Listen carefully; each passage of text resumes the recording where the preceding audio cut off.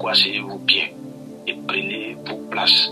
Parce que demain, le travail que le prophète Alain est en train de faire avec le frère Armand, c'est un travail qui est en train de nous amener très loin, où de nouveaux membres vont venir. Et si ceux-là, ils sont très dangereux, ils vont prendre vos places et que vous allez dire, ah, mais nous on était là avant, mais comment se fait-il que c'est maintenant?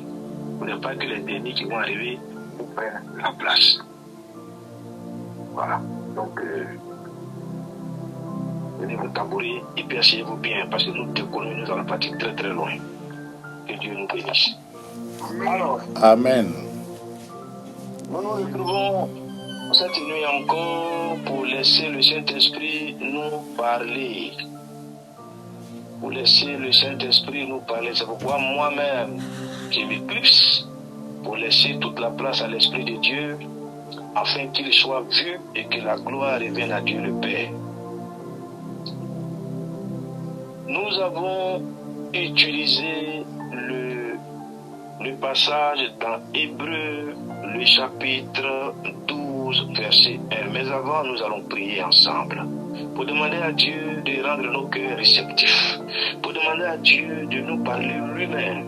Que ce ne soit pas les émotions d'un homme qui soient mises en avant, mais que ce soit la parole directe du Seigneur qui atteigne nos cœurs.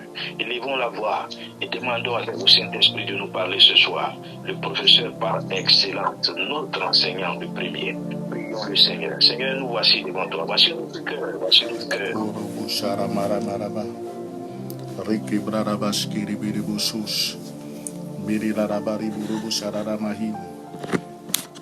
Rikura baba baskiri buru busara maham. Rike bre sururima shararius. Buru busara bush guru buru busara babush. Rika brada basikiri diri suru buskiri diri bana masa. Barada skiri buru buru busara maham. Et pardonne-nous. Merci de disposer toutes choses pour la gloire du nom du Père, au nom de Jésus. Amen. Voilà. Hébreux chapitre 12, verset 1. Nous donc aussi, puisque nous sommes environnés d'une si grande nuée de témoins, rejetons tout fardeau et le péché qui nous enveloppe si facilement et courons avec persévérance dans la carrière qui nous est ouverte. J'ai donc lecture de ce message parce que c'est sur ce message que le samedi passé, nous nous sommes appuyés, ou du moins c'est de ce passage que le Saint-Esprit s'est servi pour nous enseigner sur la persévérance, sur le rapport entre la foi et la persévérance, ou encore la foi persévérante.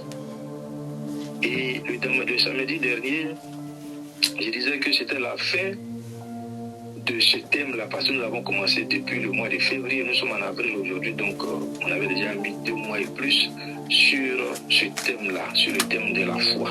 Mais que non, le Seigneur ne fait que me conduire pour pouvoir fêter vraiment ce thème. Donc moi, je ne fais qu'obéir. Quand bien que j'ai dit le samedi passé que ça en était fini avec la foi. Mais j'ai un maître, un chef, le Saint-Esprit qui me conduit. Donc, nous avons été enseignés, exhortés sur la persévérance de la foi persévérante. Et quand j'étais en train de donner ce message, j'étais très à l'aise. J'étais à l'aise parce que la persévérance, ce n'est pas quelque chose que j'ai entendu. Ce n'est pas quelque chose que j'ai apprise. Non, c'est une notion que j'ai vécue.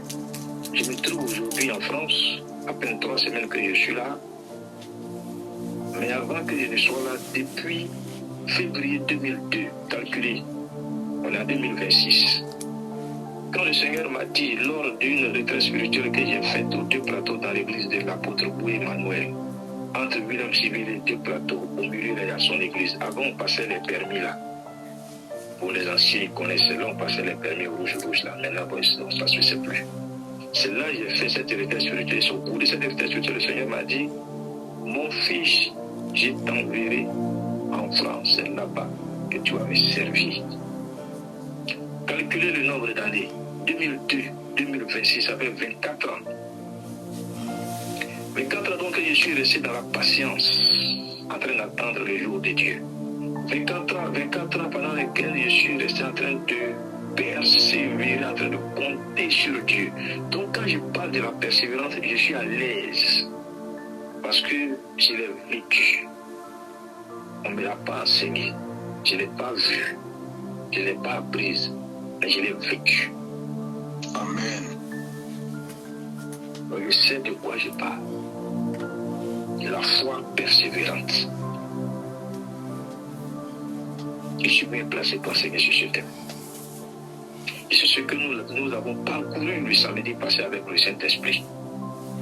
Aujourd'hui, ce même passage va nous amener à être enseignés, exhortés par l'Esprit de Dieu sur l'incompatibilité du péché avec la foi. Le thème donc est la foi et le péché. Pour parler de l'incompatibilité, pour dire que c'est deux combinaisons qui ne vont pas ensemble. Le péché et la foi en Dieu.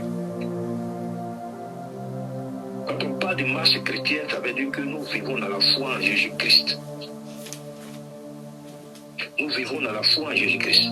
Mais tu ne peux pas prétendre vivre dans la foi en Jésus-Christ et être en même temps dans le péché. C'est pourquoi je parle de l'incompatibilité du péché avec la foi en Christ.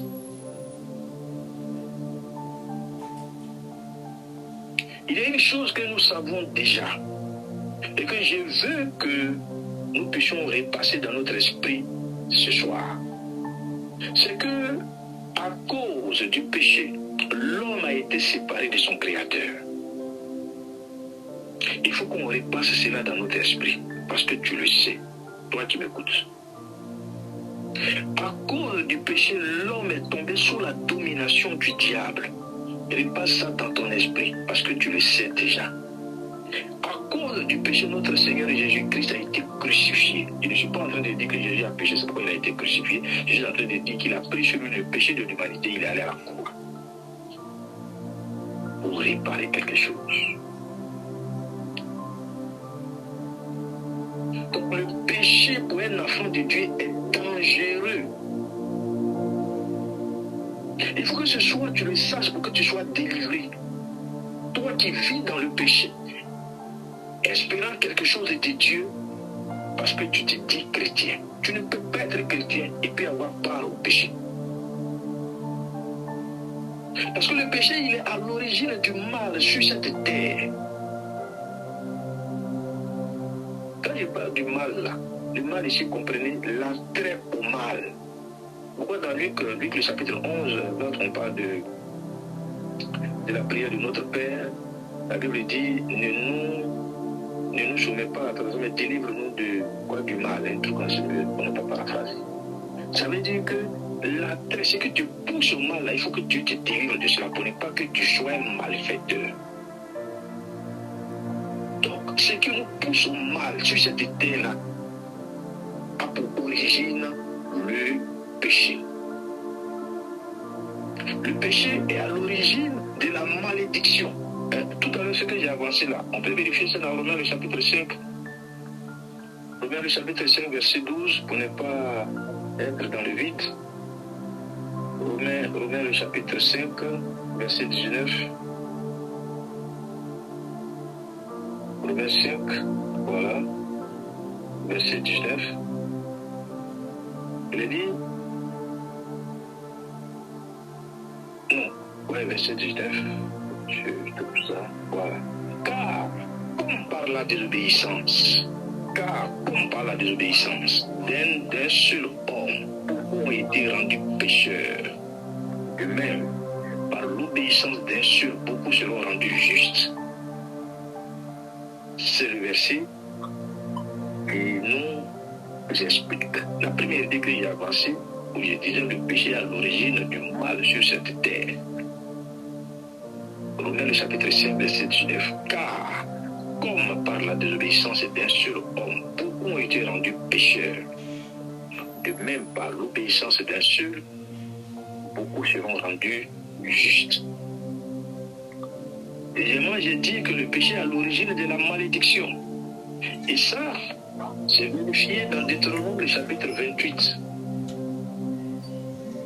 Deutéronome le chapitre 28, le verset 15. À l'origine de la malédiction, le péché.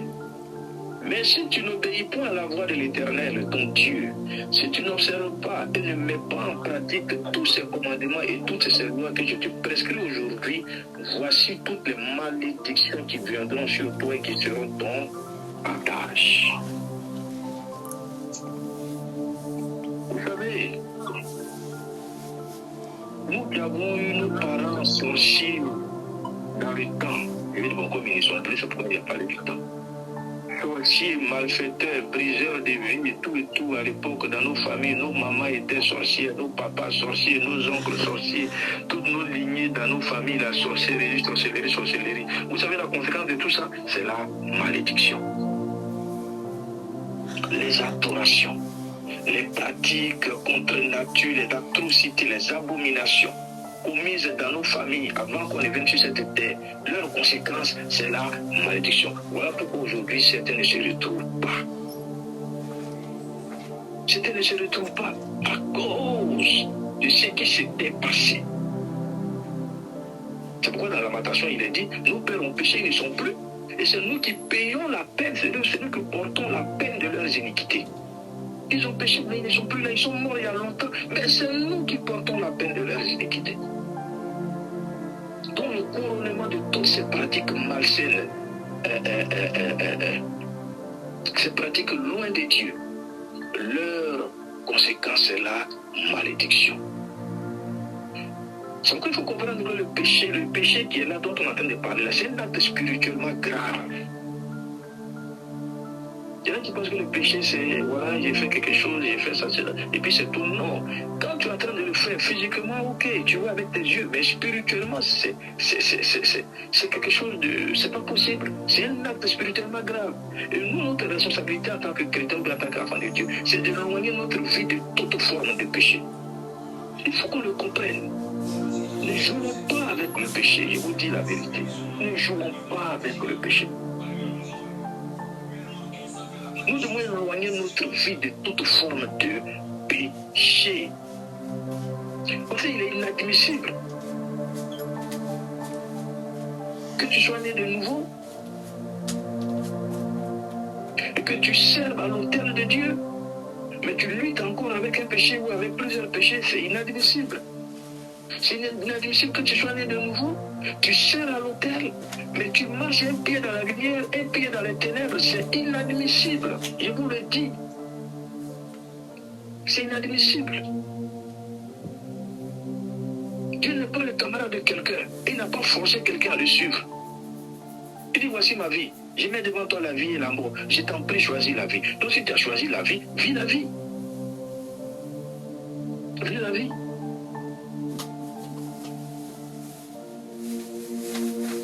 Comment tu ne peux pas avoir peur de quelqu'un que tu ne vois pas et tu fais ce qui te défend de faire? Tu chantes dans le groupe musical, tu es modérateur, modératrice, tu es prédicateur, prédicatrice, tu es assistant pasteur. Et puis tu mènes une vie, tu t'oublies, tu fais ce que tu veux. C'est ça le péché. Et comme je vous l'ai dit, Dieu, il n'y a pas quelqu'un qui est beau devant Dieu pour dire oui, je vais lui tolérer ça. Il n'y a pas quelqu'un qui est... Non.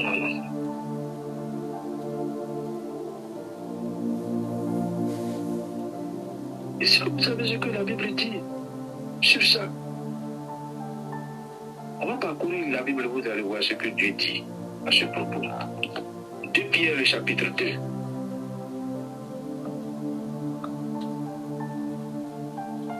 Pierre, le chapitre 2. Le verset 22. Les versets 20 jusqu'à 22. J'ai lu la parole de Dieu. En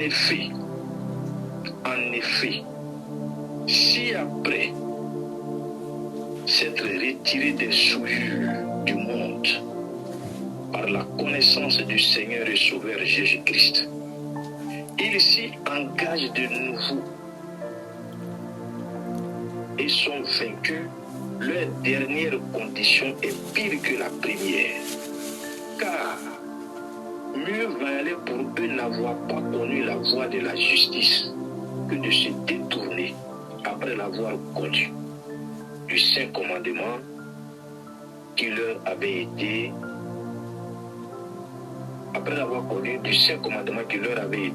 donné.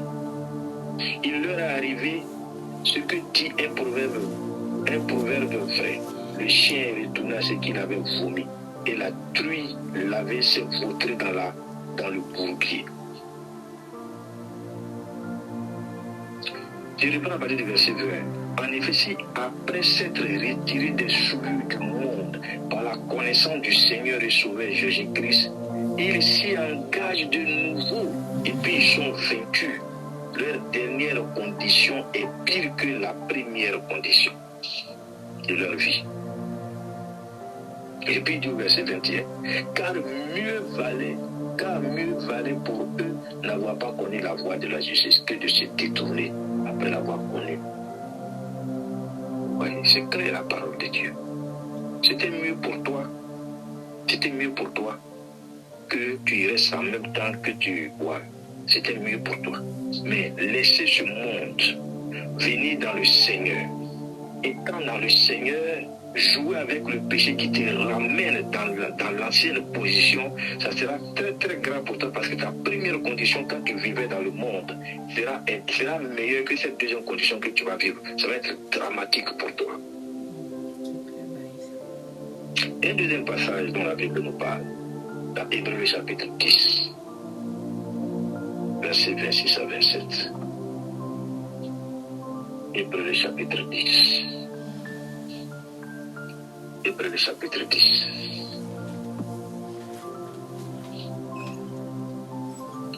Verset 26.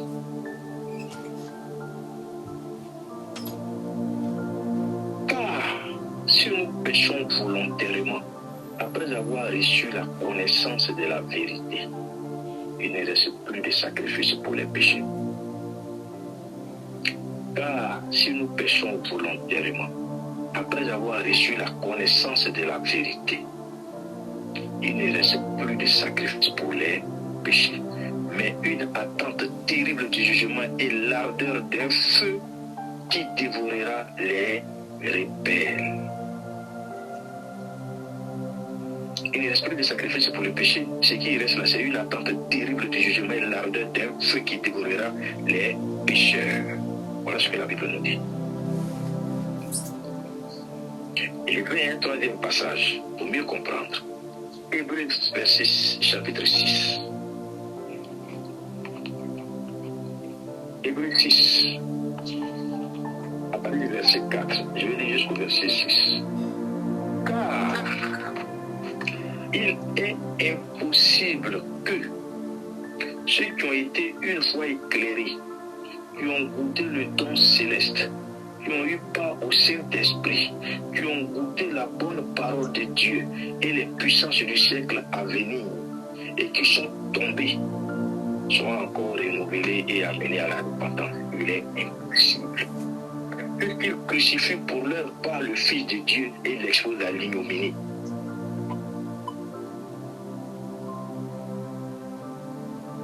Ils crucifient pour leur part le Fils de Dieu et l'exposent à l'ignominie.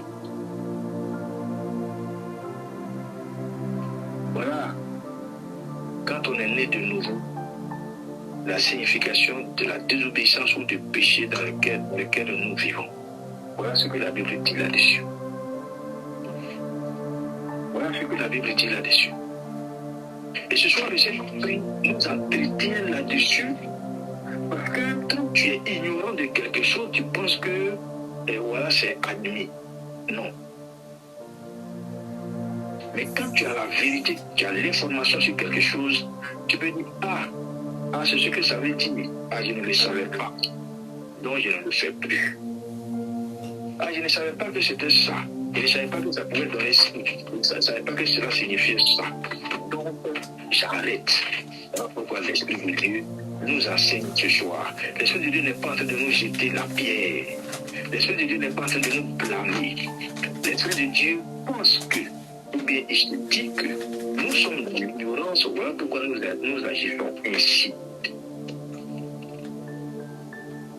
Et c'est pourquoi ce soir nous sommes exhortés. Nous ne sommes pas en train d'insulter quelqu'un. Nous ne sommes pas en train de blâmer quelqu'un. Nous ne sommes pas en train de jeter la pierre à quelqu'un. Non. Mais nous sommes en train d'amener quelqu'un dans la lumière pour qu'il sache que ce dans quoi il est là. La Bible ne cautionne pas ça. Mieux, la Bible lui demande de sortir de là.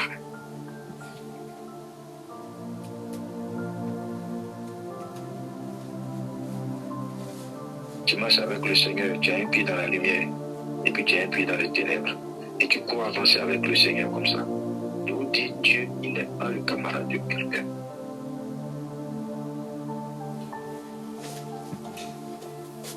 Il y en a qui s'amusent beaucoup avec Dieu.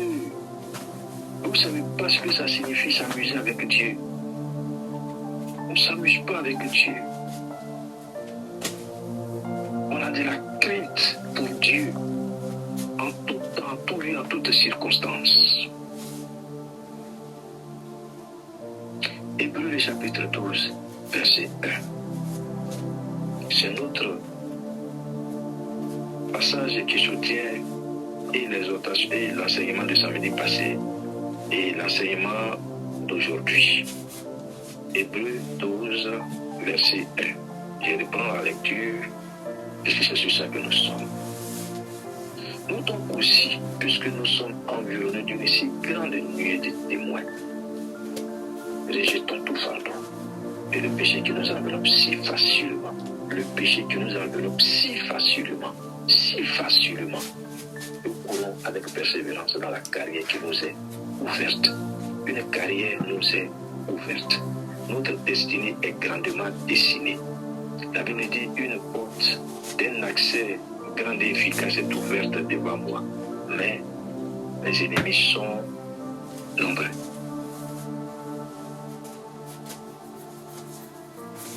Nous sommes environnés d'une si grande nuée de témoins. Rejetons tout fardeau et le péché qui nous enveloppe si facilement. Donc, l'auteur de ce passage est en train de nous l'exhorter ici. Est en train d'exhorter tout chrétien ici. Les chrétiens qui professent la foi en Christ à faire deux choses. Premièrement, se débarrasser de tout fardeau qui nous empêche de ressembler à Christ. Tout fardeau que nous avons qui nous empêche de ressembler à notre Seigneur et Sauveur. Jésus-Christ est notre miroir. Jésus-Christ est notre modèle. Nous sommes les suiveurs de Jésus-Christ. Donc, tout ce qui est présent dans notre vie de tous les jours et qui soit capable de nous empêcher de ressembler à notre Dieu ou d'avoir pour modèle notre Dieu, nous devons nous débarrasser de tout cela.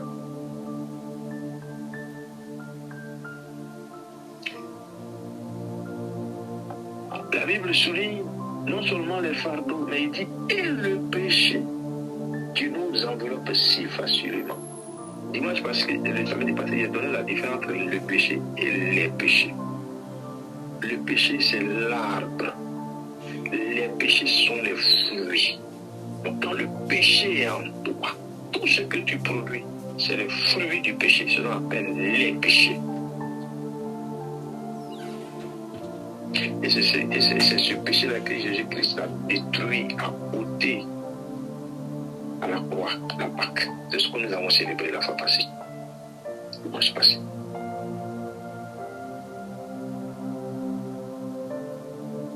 Le péché nous enveloppe si facilement. Le péché nous emprisonne. Ça nous entrelace les pieds, on ne peut pas avancer, alors qu'on doit courir dans la carrière qui nous est ouverte. Christ nous tend la main, Christ nous appelle à aller de l'avant, à avancer. Mais les péchés sont dans nos pieds comme des cordes qu'on a pris pour... De toute façon, on met les lacets de nos paires de baskets là. C'est comme ça le péché. Le péché est dans nos pieds. On ne peut pas bouger. On est enveloppé. Donc quand tu es réveillé comme ça sur ton lit, lève-toi. Mais tu es enveloppé dans le drap. Tu ne peux pas te lever. Tu es obligé d'abord d'enlever le drap sur toi avant de bouger les pieds, de faire descendre les 2 pieds du lit. Parce que quand tu es enveloppé dans la couverture, au Maroc on appelle ça la couette. Je ne sais pas si en France ici comment on appelle ça, mais nous au Maroc on appelle ça couette. Ici là, quand il y a des couettes, les enfants se moquent de moi. Quoi, qu'est-ce que c'est couette? La couverture, j'ai dit on va appeler ça comme vous voulez la couverture. Donc, quand tu es embobiné dedans, tu es emballé dedans sur le lit, on te révèle, tu es obligé d'enlever ça d'abord sur tes pieds avant de descendre tes 2 pieds du lit. Et c'est cette image-là que ce passage-là nous donne ici. Le péché qui nous enveloppe si facilement, avec une telle facilité, le péché nous prend et nous empêche de courir.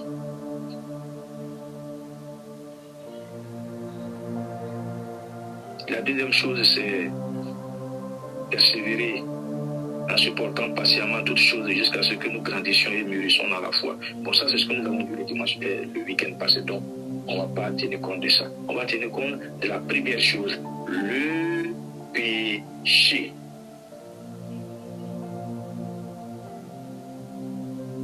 Nous donc aussi, puisque nous sommes enfermés d'une si grande nuée de témoins, qui l'appelle les témoins ici?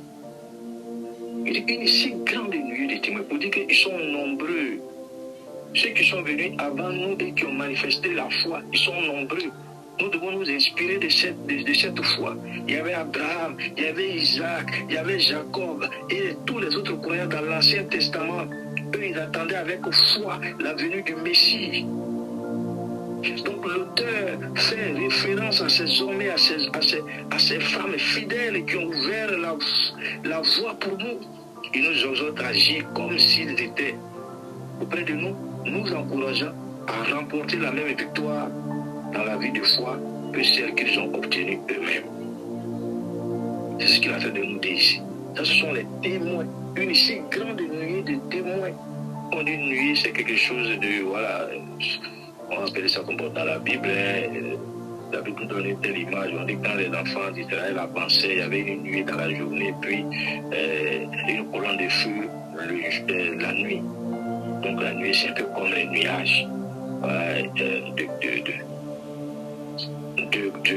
de grosses formes là qui sont là en l'air et puis bon voilà. Donc c'est comme ça que ces témoins-là sont avec nous. C'est comme ça que ces témoins-là sont avec nous. Une grande témoin. Ça veut dire qu'ils sont beaucoup. Ces témoins-là. Abraham, Jacob et tous les autres saints dans l'Ancien Testament, ils sont nombreux. Ce sont eux qui ont initié cette vie de foi. Ils attendaient le Messie dans la foi. Voilà. Ils nous exhortent à agir comme eux. Nous devons donc nous inspirer des exemples de ces saints-là. C'est eux, par leur vie de foi, nous encouragent aujourd'hui à vivre de la même manière que ils ont vécu. C'est ce que le parfait est en train de nous dire ici. Copions les exemples. Soyons inspirés de ce qu'ils ont fait. Donc, la parole de Dieu nous parle ici de 2 types de péchés. Nous, c'est sur le péché nous sommes. La parole de Dieu nous parle de 2 types de péchés. Les péchés par omission, ou en laissant les péchés involontaires, ou encore les péchés inconscients. Voilà. L'Ancien Testament en parle dans Nombre. Dans Nombre, le chapitre 15, les versets 25 à 26, l'Ancien Testament en parle. Les péchés par omission, les péchés involontaires, les péchés inconscients. Voilà.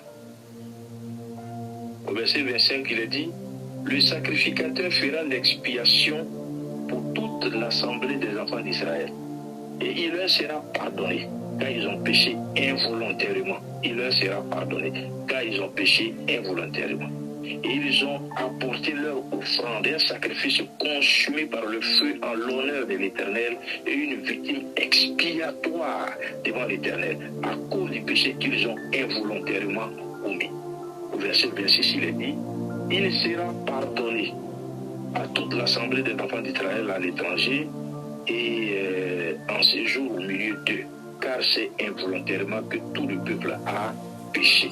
Donc la Bible souligne ici l'existence des péchés involontaires ou inconscients ou encore par omission. Le deuxième type de péché, ce sont les péchés volontaires. C'est quoi les péchés volontaires? C'est ce que l'on commet volontairement, c'est-à-dire les péchés dont il a pleinement conscience en fait. Il commet le péché, pas dans l'ignorance, pas dans l'inconscience, mais de façon volontaire. Il a pleinement conscience. Comme le mensonge, tu es en train de mentir, tu sais que tu es en train de mentir. Le vol, la fornication, l'impudicité, la pornographie, la médisance, l'orgueil. Tu as conscience de cela et tu le fais. Et tu le fais. Mais en quoi est-ce que cela t'expose? C'est deux types de péchés que nous venons de faire. À quoi est-ce que cela t'expose? Quels sont les dangers que tu encours?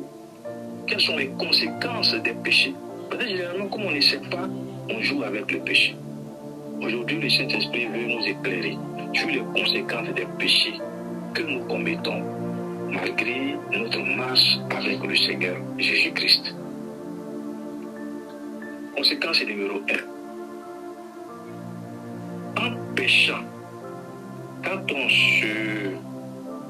on pratique le péché, on ouvre la porte au diable. Quand on pratique le péché, on ouvre la porte au diable. Il faut que ça soit clair dans toutes les oreilles. En péchant, on ouvre la porte au diable. C'est Éphésiens qui le dit, ou du moins l'apôtre Paul, dans la lettre aux Éphésiens, le chapitre 4.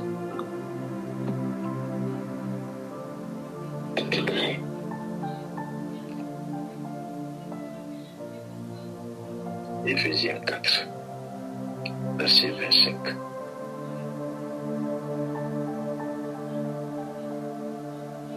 C'est pourquoi renoncez au mensonge et que chacun de vous parle selon la vérité à son prochain, car nous sommes membres les uns des autres. Si vous vous mettez en colère, ne péchez point, que le soleil ne se couche pas sur votre colère, et ne donnez pas accès au diable. Ne donnez pas accès au diable.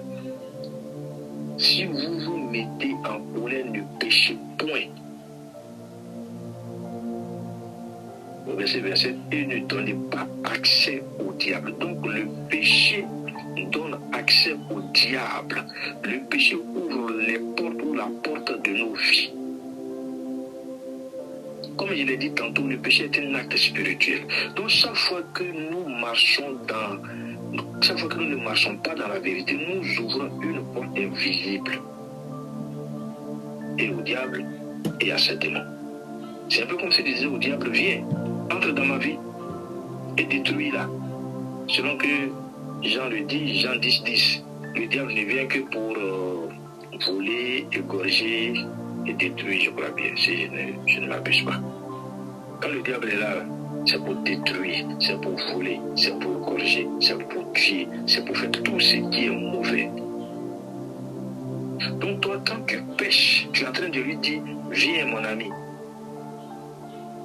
Et tu sais bien que quand il va venir, tu sais ce qu'il va faire. Il ne vient pas pour te caresser. Il vient pour accomplir sa mission. Chacun a sa mission. Il vient pour accomplir sa mission. Donc, c'est la première conséquence à laquelle on s'expose lorsqu'on pêche. On vit dans le péché lorsqu'on pêche volontairement. La deuxième conséquence,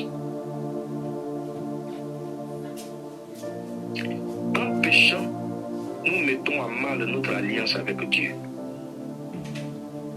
ton alliance avec Dieu. Quand l'année a commencé là, après la traversée, on a dit renouvelez votre alliance avec une offrande. Donc cette alliance que tu as renouvelée là, avec la prière et tout, l'offrande à la clé et tout ça, tu dois te mettre encore dans le péché. En rentrant dans le péché, cette alliance que tu as renouvelée en début de saison là, tu es en train de la saper. Tu es en train de la... Tu es en train de la... Je ne sais pas quel mot il faut utiliser. Voilà. Cette alliance-là ne va plus tenir. Parce qu'elle sera altérée par le péché. Elle sera affectée par le péché. Vous comprenez? Vous pouvez lire dans Jean le chapitre 1, verset 8 à 10, qui parle de cela, l'alliance avec Dieu. L'alliance avec Dieu. Et quand ton alliance avec Dieu est mise à mal, dans ce cas-là, ta conscience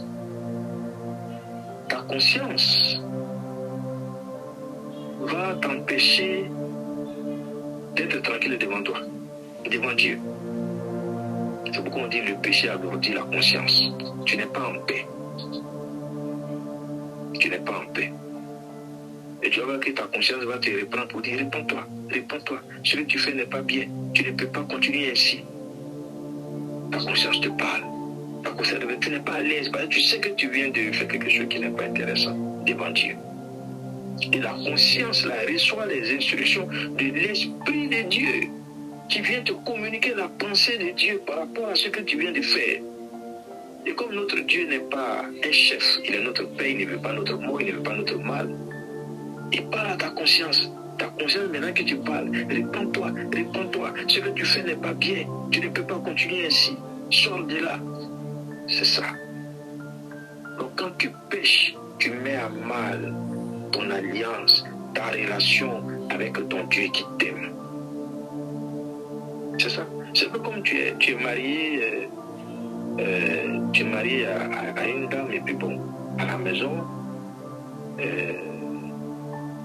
tu sors, ou du moins tu vas au travail, tu rentres à 1h du matin. Peut-être c'est bien que toi, ton heure de descente habituelle là, c'est 18h, 19h. Et tu rentres à 2h du matin. Mais tu es en train de mettre en mal l'harmonie dans la maison. Tu es en train de pourrir l'atmosphère dans la maison. C'est ça. C'est ça. Tu voilà. C'est la même chose. On est en couple avec Dieu. On est en alliance avec Dieu. Et le péché détruit cette harmonie entre Dieu et toi. Le péché détruit cette ambiance, cette bonne relation entre Dieu et toi. Le péché la détruit. Et c'est ce que le Saint-Esprit veut nous dire ici par cette deuxième conséquence. Troisième conséquence.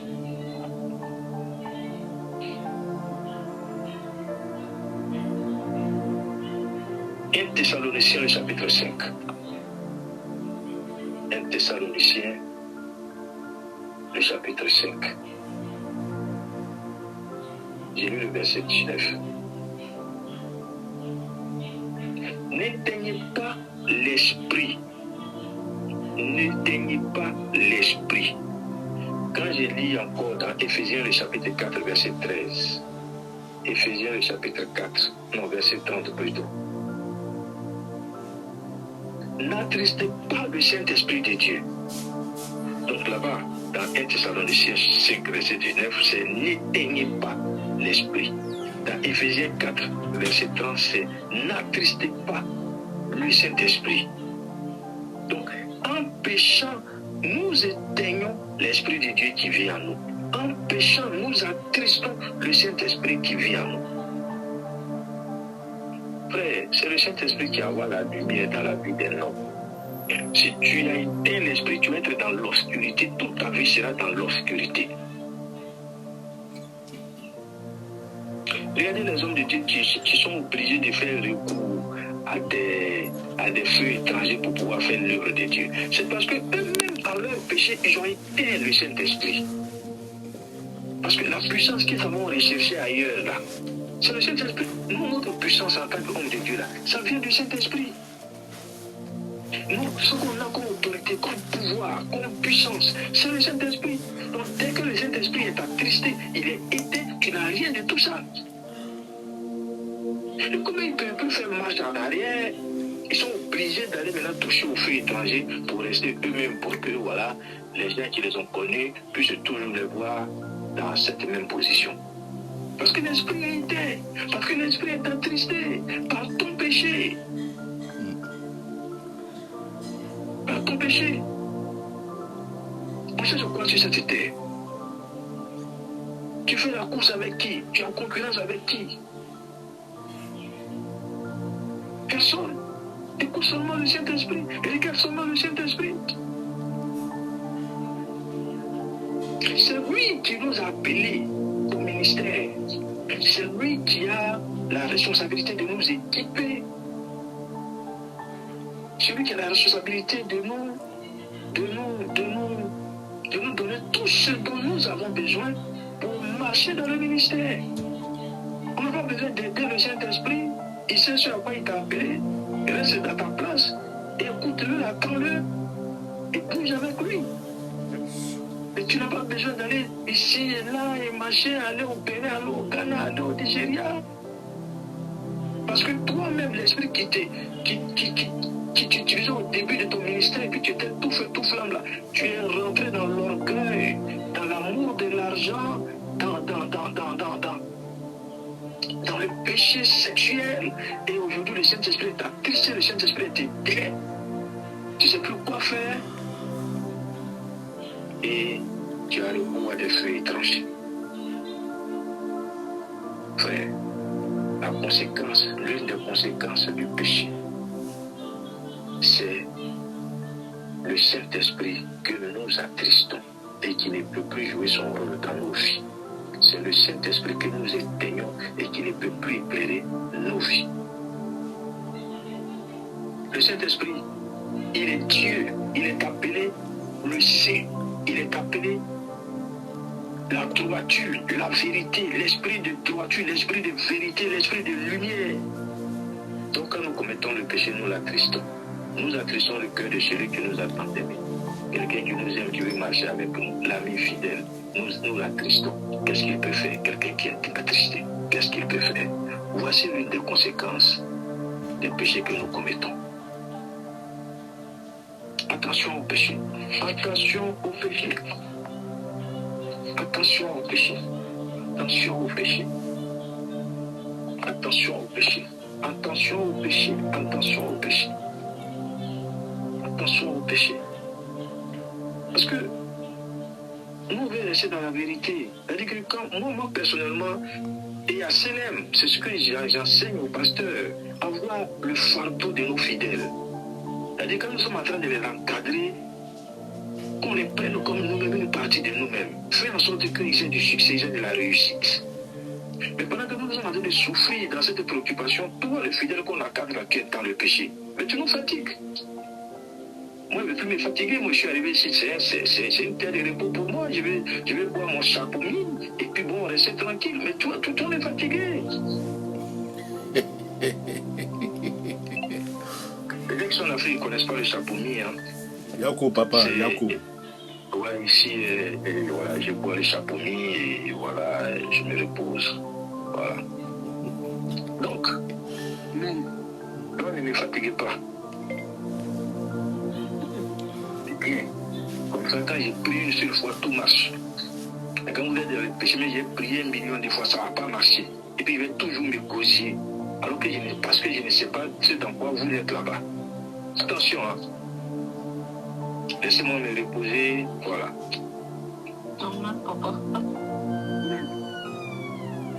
La terre, c'est ma terre la France, c'est ma terre de repos. Et il y a une de mes filles qui m'a invité là. Je suis allé manger des barbecues. Vérité, c'est quoi ça encore, barbecue? Elle m'a donné chapeau. Voilà. Donc on continue. Oui, j'ai fait ça pour détendre un peu l'atmosphère. Voilà. Alors, quelle autre conséquence encore pour le péché quand nous péchons? quand nous péchons là, nous mettons en danger nos relations. Nous mettons en danger nos relations avec nos proches, nos amis, nos camarades, nos frères en Christ, nos sœurs en Christ et tout ça. Ceux qui vivent dans le péché là, eux ils cherchent à cacher leur péché chaque jour, à les garder secrets. Donc quand ils marchent dans les ténèbres et le mensonge, je veux dire, ils marchent dans les ténèbres et dans le mensonge, dans leur relation de tous les jours avec leurs proches. Parce que quand tu pêches, tu dis que tu es chrétien, et puis tu pêches, tu ne peux pas montrer ça aux gens, tu caches, c'est dans ton temps, tu vois. Tu cherches à cacher ça, tu cherches à garder ça secret. Pour ce faire, tu marches maintenant dans les ténèbres et dans le mensonge, dans ta relation avec tes proches. Mais qu'est-ce que dit Luc le chapitre 8 ici? Luc le chapitre 8 dit quoi ici par rapport à nous qui cachons nos péchés là? Voilà ce que dit Luc, chapitre 8, verset 17. Voilà ce que Luc dit. Luc dit, car il n'est rien de caché qui ne doit être découvert, rien de secret qui ne doit être connu et mis au jour. Pour dire que, quel que soit le temps, quelle que soit ta façon de cacher ton péché, un jour, il sera mis dehors, il sera connu de tous. On va le savoir un jour. Et lorsque tes proches vont apprendre ça, que tu leur as caché des choses et que tu menais une double vie vis-à-vis d'eux, alors non seulement tu vas avoir honte, mais en plus de cela, tu risques de détruire tes relations avec toutes ces personnes-là. Tu risques de détruire ta relation avec ces personnes-là. Mais il y a un cas qui s'est passé comme ça au Maroc. Hein. La fille qui était chez moi à la maison au Maroc, à Casablanca. Ils s'occupaient de moi, de ma maison. On va dire la gouvernante de ma maison. C'est seulement dans ma chambre qu'elle ne rentrait pas. Les gens me parlaient, mais la fille elle était comme elle dit, oui, mais nous tous on était comme ça avant, on était mauvais. Mais maintenant elle accepte le Seigneur. Alors que c'était fou, elle vivait dans l'hypocrisie avec moi. Mais c'est sorti au grand jour, un jour. Ils ont mis sa photo sur les réseaux sociaux. Elle était dans la cigarette, elle était dans l'alcool, elle était dans le sexe, malgré que j'ai fait son mariage, elle était encore dans une relation extra. Tout cela c'est sorti. J'ai dit, quoi? C'est là que moi j'étais. Et ce qui a fait que c'est sorti, elle était dans une grande affaire. Vous avez appris ça, il n'y a pas besoin de dire tout ça. Et non, mais j'avais honte. J'ai dit, quelqu'un que j'ai gardé auprès de moi. Et je l'ai introduite dans l'œuvre du Seigneur. Elle prêchait déjà, je l'ai emmenée jusqu'à la prédication. J'ai prié pour elle pour la garder comme pasteur assistante à côté du pasteur Yannick à Ouifa. Mais tout ce que moi je ne voyais pas, que Dieu se le voyait là, un jour ça a éclaté, paf. Et puis comment sur les réseaux sociaux, les gens ont fait panel. Ah! Il dit, ouais, aujourd'hui, entre et moi là, c'est gâté, hein, parce que franchement, moi, je ne sais plus comment il a fait. Je ne sais plus comment, mais c'est fini, je l'ai exclu.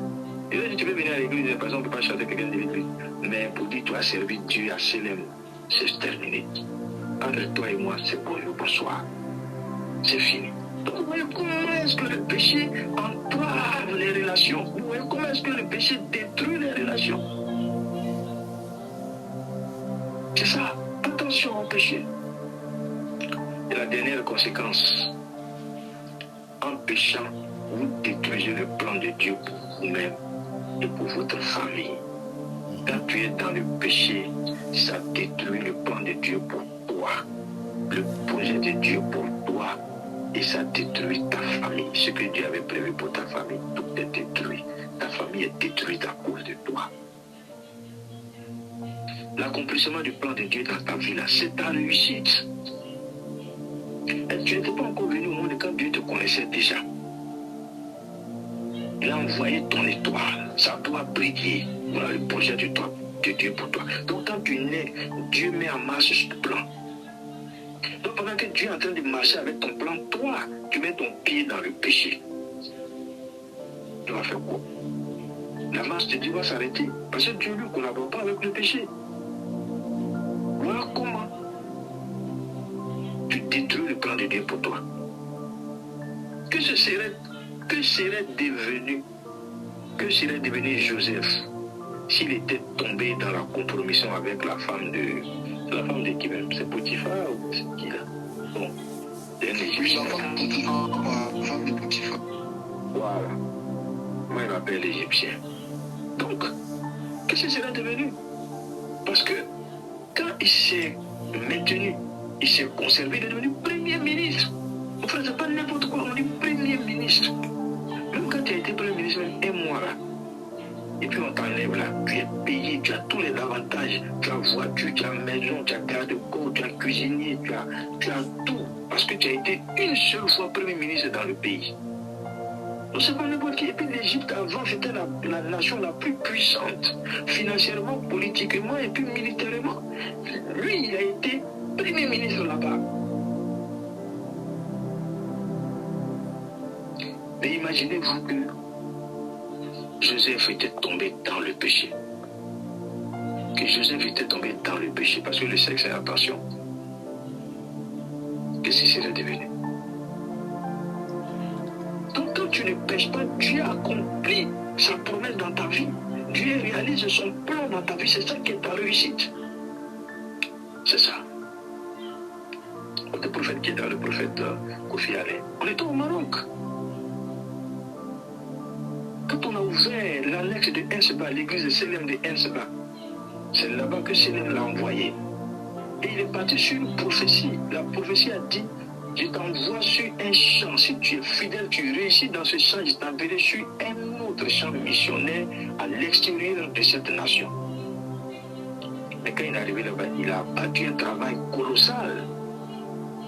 Il a fait fort à Enseba. Ça n'a même pas duré. L'ambassade l'a appelé pour dire, petit,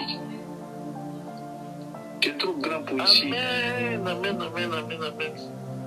Tu es trop grand pour ici. T'envoies à l'autre côté là-bas. C'est là, il est là aujourd'hui. Ah, c'est fort, Bishop. Il est là aujourd'hui. Et parce que c'est Dieu qui l'a envoyé, il est conducteur de bus en France. C'est pas un bus qui part qui charge à Yopougon pour te charger à Djamila, c'est pas ce bus-là. Oh, yes, c'est Bishop. C'est des bus qui passent à côté de l'Élysée qui les bus qui vont vers. Amen. Tu es au Matignon. Bishop. Amen.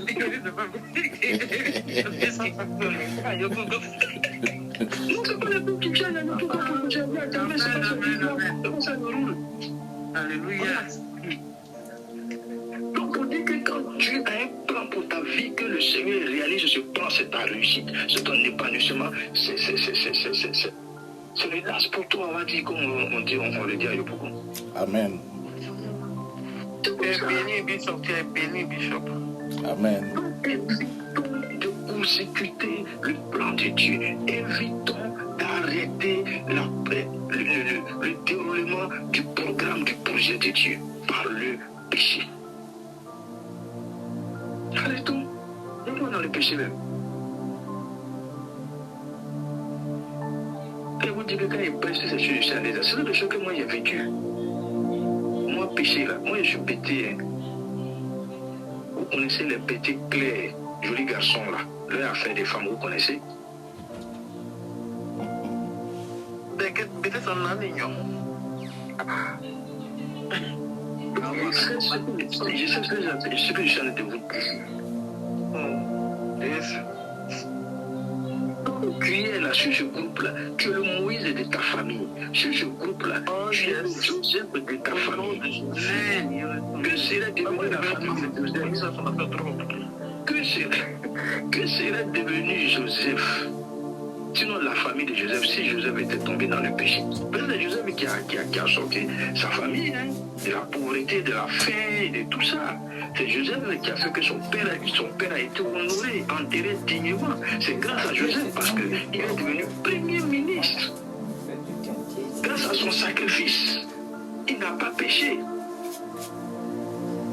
Vous vous rappelez du témoignage que Edwige a donné sur le groupe dans la voiture de sa maman qui a fait accident. Mais le prophète, le mari à sa petite soeur était dans la voiture. Donc la voiture ne pouvait pas faire accident. Pourquoi? Parce que l'alliance entre cet homme de Dieu et Dieu a été intacte. Ça n'a pas été taché par un petit péché. Voilà. Vous imaginez que ce monsieur, ce prophète-là, il faisait n'importe quoi, il couchait avec ses fidèles, il volait l'argent, il faisait n'importe quoi parce qu'il allait mourir sur les champs. Mais parce que le péché ne fait pas partie de son ministère, Dieu est avec lui. L'ange de Dieu campe autour de lui. La main de Dieu est sur lui. Amen. C'est ça. Pourquoi on se fatigue? Avec les petits, on appelle ça petit péché. Peut-être ça ne te donne rien même en fait. Et c'est le diable qui fait tout ça.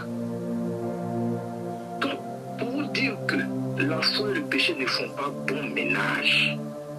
La marche dans le Seigneur ne fait pas bon ménage avec le péché. Non. Je vous dis, quand tu es dans la présence de Dieu, le sorcier ne peut rien contre toi.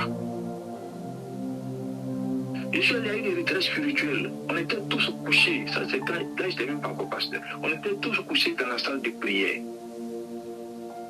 On leur a donné un petit temps pour dormir un peu.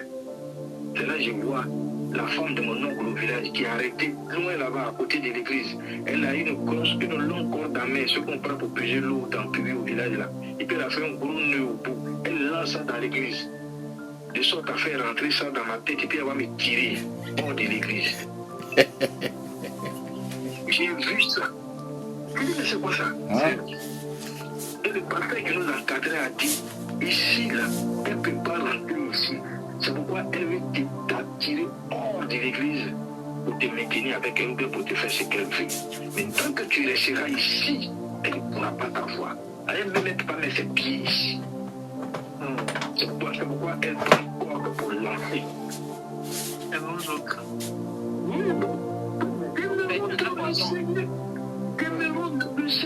Demeurons dans le Seigneur. Amen. On est arrêté les deux pieds dans le Seigneur. Aucun sorcier ne peut réussir. Oh oui, c'est tout ça.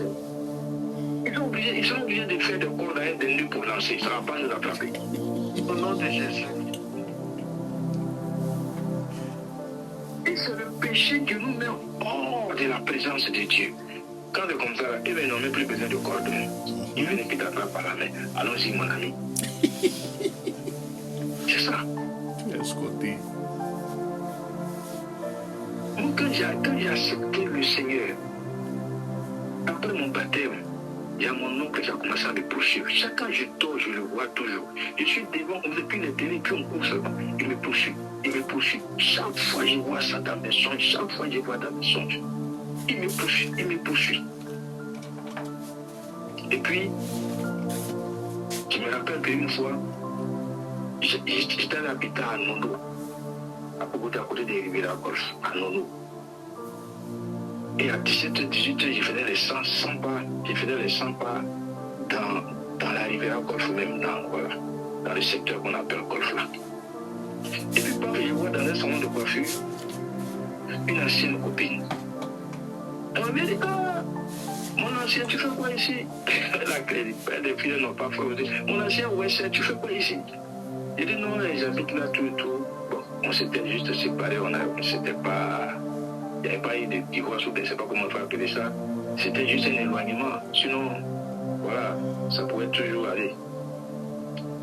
Donc, elle dit, bon, j'ai fini tout à l'heure, tu m'attends, et puis voilà. Donc, elle a fini, tout et tout. On a cheminé, je l'ai accompagnée à la gare où elle devait prendre son vol parce qu'elle habitait à. Il y a un quartier de là où il y a un poteau là. Donc, nos causeries là, c'est parti loin, hein. Aujourd'hui, les parties loin, c'était même chic. Et la nuit, je vais dormir. Voilà le songe que Dieu va me montrer. Mon oncle qui me poursuivait chaque jour, et puis je suis devant, il est derrière là. J'ai fait le songe où la fille que j'ai rencontrée, le mois, on est rentré dans des toilettes publiques. On s'est mis nus. Au moment où on veut passer là, tu vois la porte qui s'ouvre. Mon oncle est devant la porte. Il est devant, on est là, nez à nez. Voilà mon oncle qui est là. Lui qui m'a poursuivi depuis, et puis il n'arrivait pas à me rattraper là. Le jour où la fille, enfin dans ce songe-là,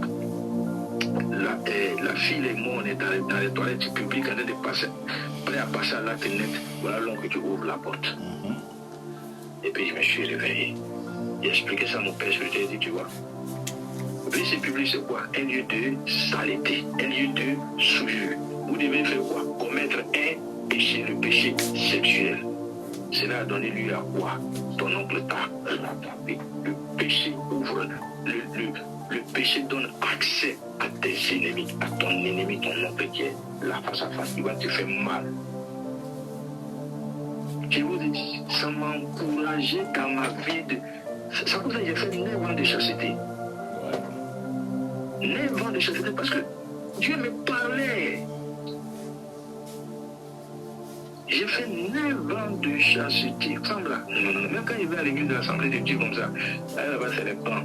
Quand il voit une femme assise sur un banc, quand il ne m'assoit pas là, j'ai fuyé. Allez, je me connaissais au mon plus grand défaut, c'était la femme. Donc là, où Dieu m'avait dit, il faut que je me tienne loin. Donc bien aimé dans le Seigneur, ce soir, ou du moins cette nuit, je n'avais pas l'intention de blesser quelqu'un, ni de blâmer quelqu'un, ni d'insulter quelqu'un, ni de lancer des pierres à quelqu'un. Mais je vais partager mon expérience. Mon expérience qui n'est même pas propre à moi, c'est parce que la Bible l'enseigne. Donc c'est le Saint-Esprit qui passe par mon canal cette nuit pour parler à quelqu'un sur ce groupe. Si nous voulons marcher avec Dieu de façon victorieuse, si nous voulons mener une vie chrétienne victorieuse, éloignons-nous de toute forme de péché. Laissons le péché de côté. Laissons le péché de côté. Laissons le péché de côté. Refusons toute compromission. Et quand il dit péché, ce n'est pas seulement le sexe, c'est toute forme de péché. Ceux qui ont des cœurs bizarres, ceux qui ont des faiblesses. Comment quelqu'un peut avoir des faiblesses? Donc, une faiblesse te domine. Oh, c'est ma faiblesse. Donc, c'est la faiblesse là qui t'a appelé. Faiblesse de moins, quelque chose qui est faible qui te moins. Donc, toi-même, tu es plus que faible. Donc, voilà comment est-ce que le péché est incompatible avec la foi en Jésus-Christ. On ne finit jamais de prêcher, peut-être qu'une autre fois, j'y reviendrai dessus, mais pour l'heure, il fallait qu'on voit l'incompatibilité du péché avec la foi. On ne marche pas avec le Seigneur et fait un clin d'œil au péché. Jamais. Et comme je l'ai dit, si tu le fais, tu seras déçu. Et tu as dit, Dieu m'a abandonné. Dieu t'a pas abandonné, c'est toi-même qui t'es abandonné. Que Dieu nous bénisse. Amen.